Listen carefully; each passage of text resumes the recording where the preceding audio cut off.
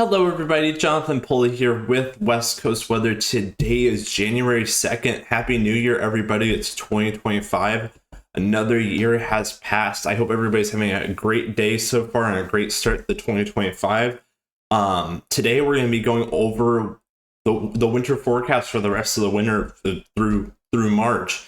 A lot of people have been asking and talking about when are we going to see snow? When's the cold weather going to finally return? It's kind of evaded us. All of December is generally a pretty above average, and January also looks to be above average. But I'm starting to see some changes in the models for later this month into February and possibly even in the March for potential for that cold air to start going towards the West Coast and Western North America. So we're going to be looking at that over today.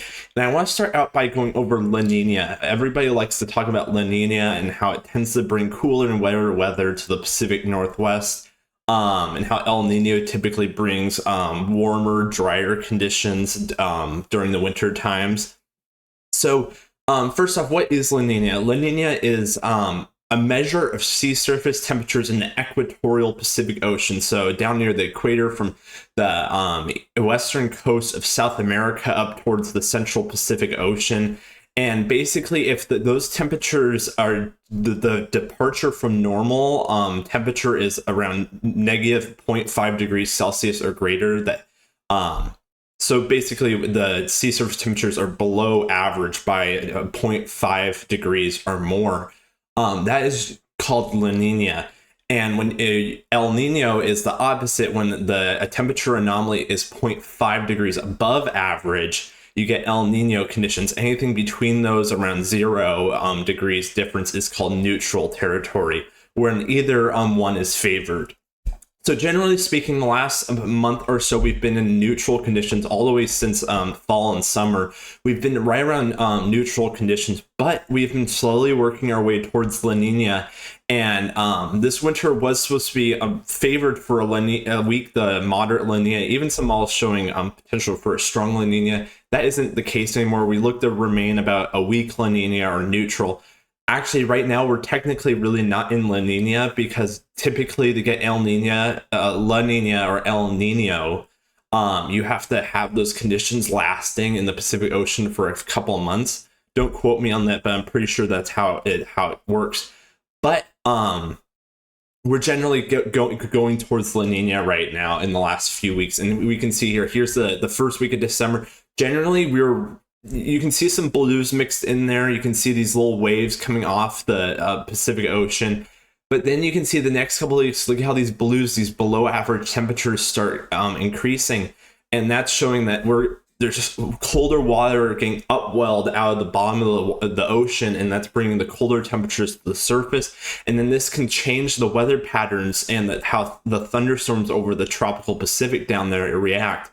And that can change how the jet stream up north affects, and then that can change our weather patterns around North America. It's pretty cool. It's what we call, us weather people call teleconnections. Basically, the weather around the world is all connected via different weather patterns, and changes. The Pacific Ocean is such a large body of water. It can really change the weather patterns around the entire world. It's a pretty awesome thing that we can get to look at and observe. And we have buoys and satellite data that give us the measurements of the temperatures out there in the Pacific Ocean. So now that we know what the basic definition of what La Niña and El Nino is, we can look at the forecast for the rest of the winter for La Niña. If I scroll down here, this is the latest update.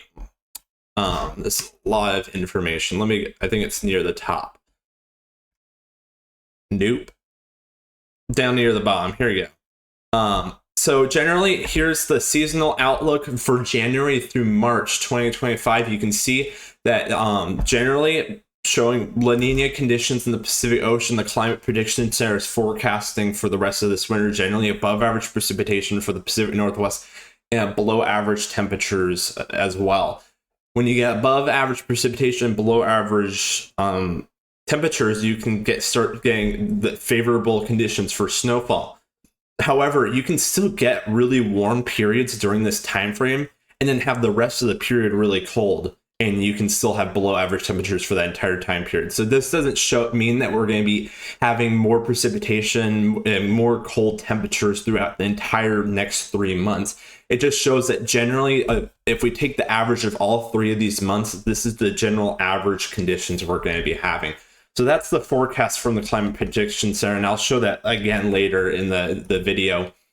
But now looking, so there's stuff. So right now the temperatures across all the oceans in the world right now are very above average, and that's causing kind of differences in how we look at La Niña this year potentially.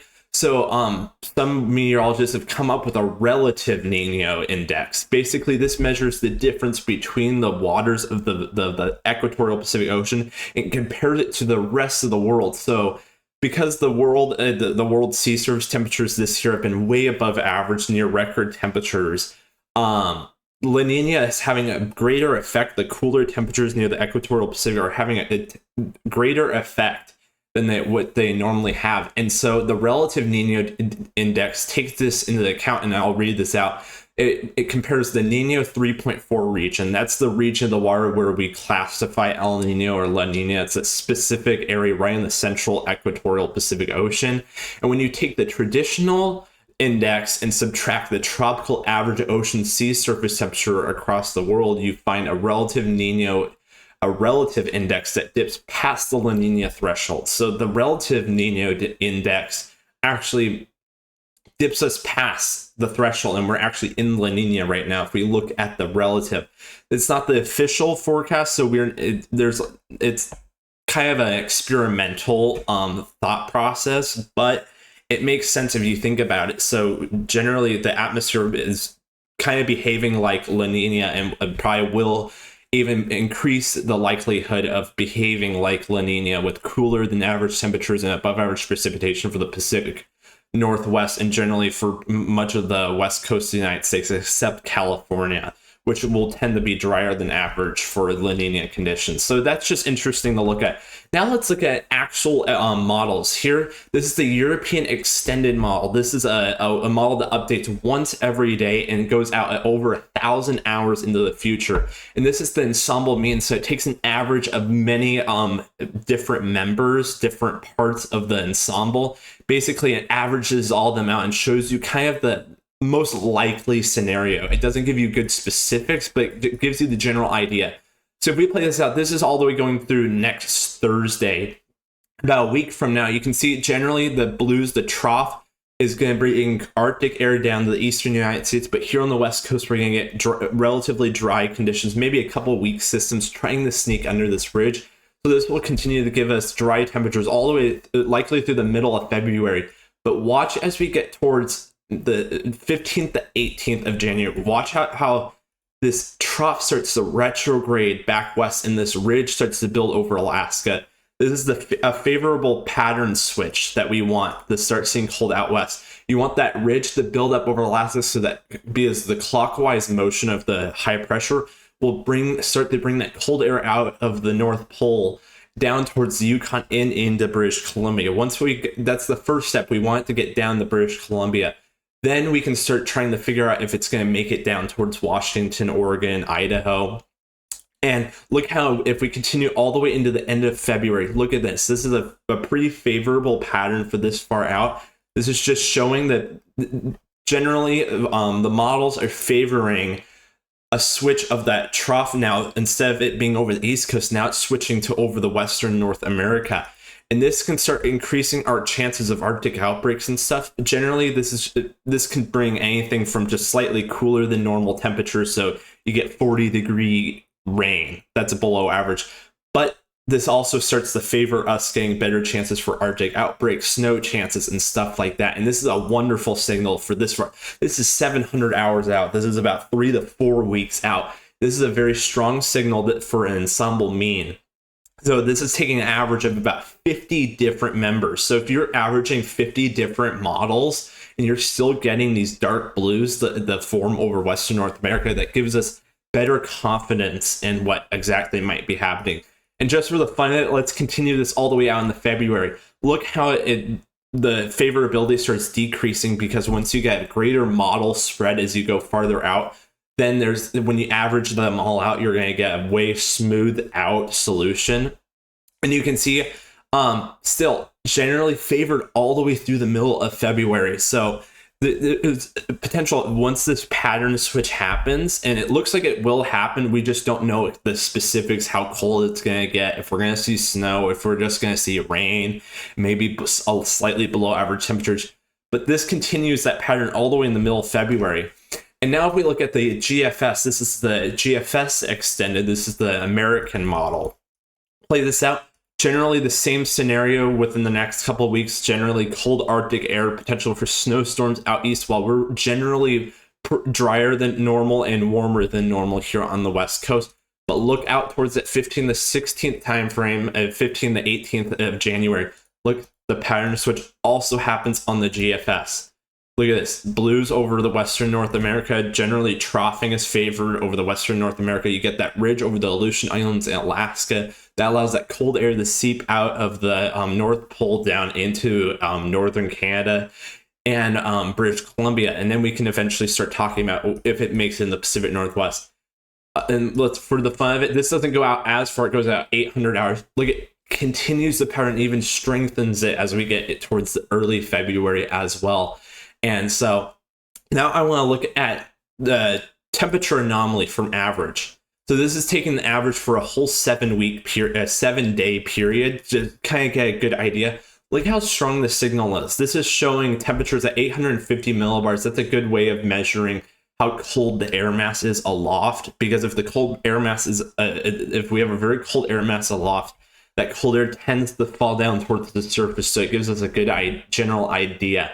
Look at this. This is showing up -8 degrees Celsius. These models are only in Celsius, unfortunately, but that is, you can tell that's pretty below average. This is not the actual temperatures. This is how much it is below average or above average in reds and oranges. And look at this. That's a -8 degree temperature anomaly signal for all the way out 4 weeks. So that's a really strong signal. And if we go back to the European model, we can also look at the temperature anomaly. The GFS, the GEFS, the American model only has 30 ensemble members that takes the average of. So we'll likely have stronger colors than the European model because there's more members that kind of change the solution up. It's kind of hard to think about, but generally that's how it works. So you can see generally, even though the colors aren't as bright, you still look at it. You can still get the dark blues and the greens. This is 4 weeks out. And you can see all the way from Alaska and brings that cold air all the way down over Western North America. So generally, this is a very nice pattern if you're wanting snow here on the West Coast. Now looking at the CMC weeklies, this is the Canadian model. So now this is the third of the 3 major ensemble systems that we can look at for generalized ideas super far out. You can see generally in good agreement for that trough. That continue favoring Arctic air and snowstorm chances for the East Coast. Maybe not as strong as the other models for the next couple of weeks.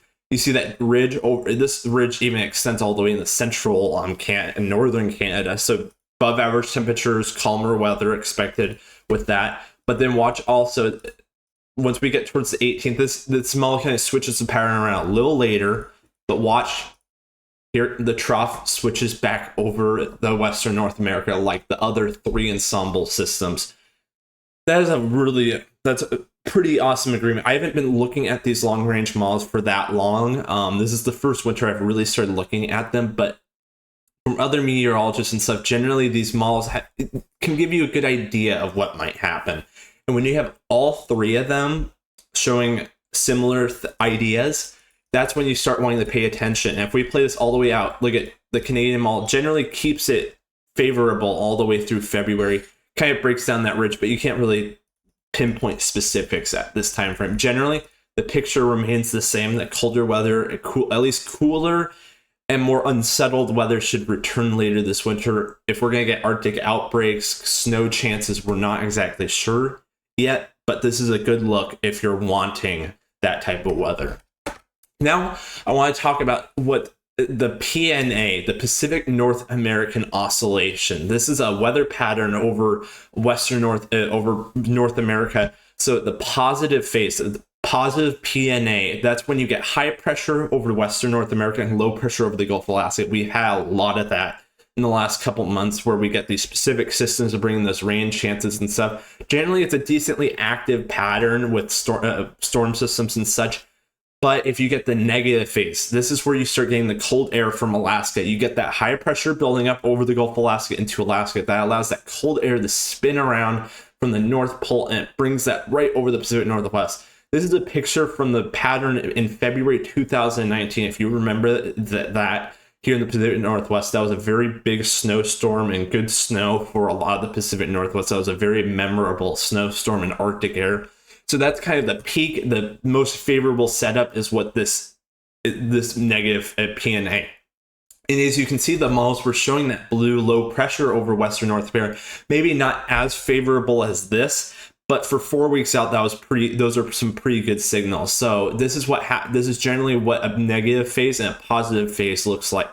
You want a negative PNA, a negative Pacific North American oscillation to get that cold air coming out of Canada and the North Pole into Washington, Oregon, and Idaho, and the rest of the Pacific Northwest. And even in patterns this favorable, you can get even storms down to California as well. We don't know if that will happen. Generally, California looks to remain dry through the winter. Unfortunately, Southern California is having some major drought issues down there. So hopefully they can start getting some rain down there eventually. But generally, the pattern doesn't look very good for them down there, for you guys down there. But this is generally the pattern you're wanting to look at. So now let's look at the Pacific North American oscillation on the models. So this is the GFS extended. So positive values are above the 0 line and negatives are below this line. This is looking out over the next 800 hours, all the way through early February, the 5th of February. You can see how we're generally in the positive territory the next couple weeks. This means drier than normal conditions favored and very little precipitation once that ridge starts building in. So as we go into next Monday. So that will continue for a while, but look at how so the green line is the mean, the average. The blue is the control run, basically, that feeds off the most light of what our conditions are like right now. So that swings a lot, and that's not a good thing to look at this far out. And you can see that has a lot more variability. However, the mean, the average, that gives us a better idea of what might happen. You can see how that starts dipping into the negative territory. And these blue bar, this little light blue bar shows you the range, the general average range. And you can see that there's a pretty wide variability in the ensemble members, and that's pretty average when you go this far out. But you can see how that starts dipping into the negative territory and continues all the way through February, generally favored. You can see some models keep it positive the entire time, but some models keep it way down in that negative territory. So, but the average keeps it in the negative territory, and that's a good thing to see if you want cold and snow chances. Looking at the European ensemble system, this is the usually more accurate model. It's also got more ensemble members, which also means greater variability, but it gives us an even better picture of how models are favoring the upcoming weather patterns. You can see positive territory like the GFS has, and then when you get around the 15th to 18th, it starts dipping below average and continues all the way through middle February on the European model, which I showed you that before. But look at this. Right around the end of January, look at how almost every single one is below negative, at least somewhat, which is any negative is better than positive if you're wanting increasing snow chances and colder temperatures. You can see some of these dip way negative. When you start getting down into negative 2s, 3s, 4s, that's what you start getting. You really start increasing those chances of Arctic outbreaks. So now ending this video off, let's look at the Climate Prediction Center outlooks. This was made 5 days ago. Generally for the rest of January, this is the middle January to the third, fourth week of January. You can see this is generally, it starts around the time frame when we're looking at that potential pattern, the pattern change, but we're having above average conditions for a majority of that time frame, which means that we're going to favored for that entire time frame to have above average temperatures for that 3 to 4 week period from January 11th to the 34th to the 24th. 34th is not an actual day. Now looking at weeks 3 to 4 precipitation outlook. Generally, we've been getting some many weak systems, but we start we might start bringing some more systems back in, even if we don't go immediately to colder, the potential for snow chances and stuff. We'll likely at least get back to a more active pattern, which is going to start favoring more above average precipitation as well. But now this is the seasonal temperature outlook. This was made a couple weeks ago. This will likely get updated in 2 weeks. But generally, they've been showing below average temperatures are favored. So this means you could still get, like I said earlier at the beginning of this video, you could still get an entire month. All of January could be above average and will likely be. But if you get February and March completely below average, the entire average of all 3 of those months is going to be below average. So it doesn't mean that we're going to be below average the entire time, but it generally means that the majority of the temperature anomalies are going to be below average. So that's what's favored for us. The seasonal precipitation outlook is also above average precipitation. Doesn't mean we're going to be above average the entire time, and we likely will not be. But it favors us to have an ending result of the last 3 months. When we get in March and look back, generally the Climate Prediction Center is forecasting above average precipitation to have occurred during that time frame. So this is a lot of information in this video, guys. And I hope everybody enjoyed this video. I'm a snow lover, no surprise there. I know there's a lot of you also don't like snow, but I know that there's a lot of you that do like snow. So I hope this video was informative and enjoyable. Looks like we're going to be favored for colder temperatures and above average precipitation as we go through.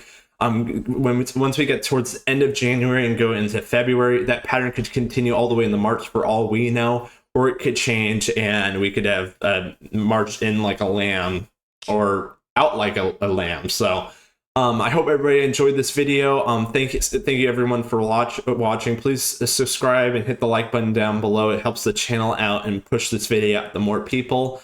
I'll likely do a forecast video later this weekend talking about the potential for that ridge and see when we can start getting some more systems back in the area. A couple weak systems will move through the area over the next few days, but you can go check out my last forecast video before this for all those details.